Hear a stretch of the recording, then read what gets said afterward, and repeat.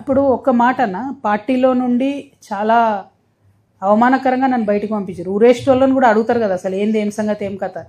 సరే ఓ మాటకి నేను తప్పే చేసినా అనుకుందాం అన్న, నేను ఏం తప్పు చేసినా నాకు తెలియదు, కానీ చేసిందే అనుకుందాం, అడగాలి కదా, ఒక షోకాజ్ నోటీస్ అయితే ఇవ్వాలి కదా. డైరెక్ట్గా సస్పెండ్ చేయడం అన్నది చాలా అవమానకరం అన్న. నేను కూడా తెలంగాణ బిడ్డనే, ఆకలినైనా తట్టుకుంటాం కానీ అవమానాన్ని తట్టుకోలేం కదా. అందుకే నేను కూడా ఎమ్మెల్సీ పదవికి రాజీనామా చేసిన అన్న. డెఫినెట్గా పార్టీ ప్రాథమిక సభ్యత్వానికి రాజీనామా చేసిన. నేను కేసీఆర్ బిడ్డనవడం నా అదృష్టం, 101%, డౌట్ లేదు. కేసీఆర్ గారు తండ్రిగా పిలిస్తే ఖచ్చితంగా వెళ్తా.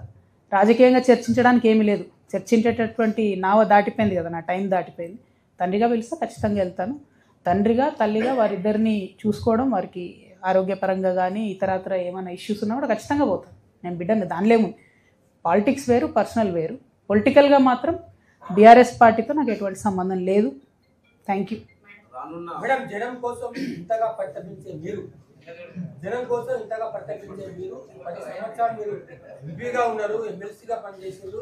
ఇప్పటి వరకు మిమ్మల్ని నిజామాబాద్లో నియంత్రించింది ఎవరు అని చెప్పండి. మా పార్టీ, ఇంకెవరే? పార్టీ మీరే పార్టీ అన్నారు, నేనే హైకమాండ్ అన్నారు. నేను కూడా అట్లే అనుకున్నాను, నేనే పార్టీ హైకమాండ్ అనుకున్నాను. సస్పెండ్ చేసినాక తెలిసింది కాదని. మేడం, మీ జాబ్కి జనం బాట, మీ జాబ్కి ఉజ్వల భవిష్యత్తు కోసం నేనేమంటున్నా, భవిష్యత్తులది ఎవరి భవిష్యత్తుల నిర్మాణం అయితే తెలియదు. జనరల్గా ఏ రాష్ట్రంలో అయినా ఒక